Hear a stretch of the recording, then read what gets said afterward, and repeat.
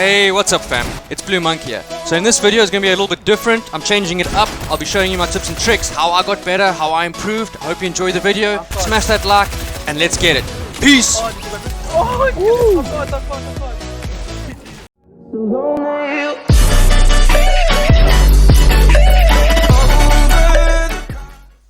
Quick disclaimer, I'm by no means a Fortnite pro. I'm just a South African Fortnite content creator. I enjoy making videos, it's my passion, so I hope you guys enjoy this video, and please, no hate, I'm no pro.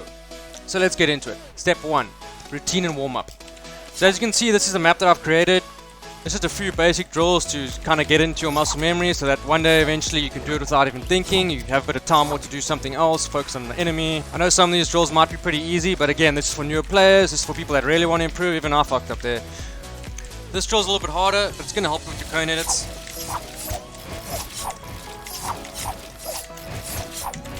You got to get comfortable with those double basic edits.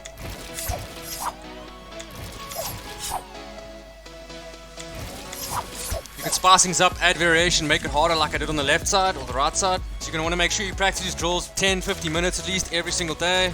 My 90s aren't good, that's why I try and practice them as much as I can. My weakness is building, but a little bit more on that later. For your unorthodox side, you're going to want to leave the floor out just until you get nice and comfortable, then you can maybe start adding the floor. It's a lot easier without the floor at first. Eventually when you start killing the drills, you want to add some harder ones, like this one for me.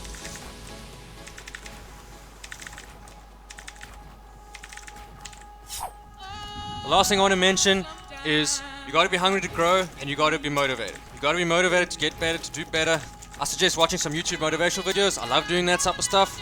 It gets me pumped, it gets me ready to improve. Step 2, confidence. Doesn't mean you have to WQ everything that moves, it just means that you need to take the fights, go for the fights. If you ever had a solo win before, you'd know that that last guy you were against, you were shitting yourself, you were shaking. You need to go get in that position over and over and over, and eventually it's become second nature. Eventually you're going to be cruising, hit them 10-15 kill dubs, it's going to be sweet. Don't necessarily mean you have to WQ in comps, use reason, but try and push fights. Don't stand there, don't hide, placement points is cool, but kills ultimately help you improve, let's be honest. A big thing I did that spiked my skill level is I took a few days and it sucked, it was really shitty, I wasn't enjoying it, but I hard dropped for like 2-3 days straight. I was dying a lot, there were people all over the place, killing a few, dying, but eventually you get used to those shitty situations, putting yourself in front of 2-3 players, and eventually you start learning how to compete and how to deal with that. And slowly but surely you'll start realizing that you're gonna start killing them bitches, and then you're gonna get lots of kills off spawn. Number 3, find out how you died. Nice thing is to keep the replays on. You're playing a tournament or a cash cup or anything like that, you can go watch the replay, see how you died, jot down a few notes as to what you could have done better in this situation or that situation. This video for example, I've got about 4 or 5 reasons as to why I died. I've got so many mats but I'm not building, his teammates coming and I know that. I go for the shot, I've been hit hard, so in this case I shouldn't have unedited that wall and sort of built a level or 2 and put on my minis. This guy would have raised, I would have come and fought for them. So there's always a few factors as to how you died, how you could have improved it, that sort of thing. If we go back to the start of the fight here again, you can see in this situation right here, you can see the guy's not building much at all. He might not be a good player. I could have built 2, 3, 4 levels above him in height. I would have been able to kill him with minimal HP lost. I've had minis in case they pop shot me, anything like that. So I definitely should have built here. I should have built at least 2 or 3 layers above this guy. Definitely the reason I died, yeah, the main reason I died. Missed my shot. That was a nice shot. I could have spammed a few walls on my side because I knew his partner was coming, but I didn't do that. I had the mats. Another mistake. Hit the guy. I went way too close to this guy, so we traded hits. That's also a 50-50. Taking the 50-50, which you should never do. Obviously I did that. I'm playing duo, so I was punished. So just remember, watch the replay, find out how you died, and find 2, 3, 4, 5 ways of how you can fix it. I get it. Sometimes we die when we think we weren't supposed to. You get lasered by a controller player, no hate.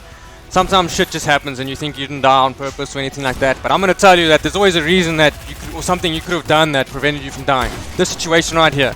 I should have put a floor with that cone. I would have had an extra second layer. He's probably a controller player. He's W-keying me with the drum gun. People would be upset. But if I look at that, if I look at it exactly to this point, right here. I'm holding up the wall, then I'm holding up a cone. I'm not putting a second lane in front of me, so his bullets are penetrating me, doing damage. He's just spamming because he's probably a controller player, I'm not sure. Eventually it gets through, and then I die. And I miss my pump shots, so, you know. But most importantly, don't blame the game for how you died. Find reasons as to how you could have prevented yourself from dying. And watch your replays. I know it sucks, I didn't do it, but it works. Number 4. Find your niche or your play style. Find what you're good at, find the way you play, the way that suits you how you play. Maybe you're a double key warrior, maybe you're a sniper like I am. You need to grab that niche, you need to work on it. I only started sniping in like season 7, 8, maybe even 9. So I just picked up the sniper every game, all my spots, everything around the sniper. So when you identified your niche, go look at some people that have similar playstyles to you or do the same sort of thing to you. In my case would be like someone like Kamikaze. You know, he's an amazing sniper, he's got good aim. I'd like to think my aim's pretty decent, so that's why I kind of relate to him as a gamer. You need to master your trait. And also with things like me, with sniping. I know that sniping, a big problem with people that don't snipe is they don't take enough shots. I'll talk a little bit about that in my sniping tips and tricks, which will come right at the end of the video, so stay tuned for that. Anyway, number 5. Grind what you suck at. It's no secret that building is my weakness, so for me what I did was I spent extra 10, 15, 20 minutes in creative free building, including in my warm-up. From my first video you can see that it's gotten a lot better. I'm still not the best builder, it's still holding me back, it's no secret, but you do have to practice what you're bad at. I've been keep trying, I'm not going to keep growing. I'm going to get someone like Garrow Beast and Erase Dead to try and help me with my builds. There's always a few ways, people you can learn from, get better, that sort of thing. Don't not do something or leave something out or just not do this that much because you're bad at it. It's not a way to improve, you're as good as your weakest link. Beautiful morning here today.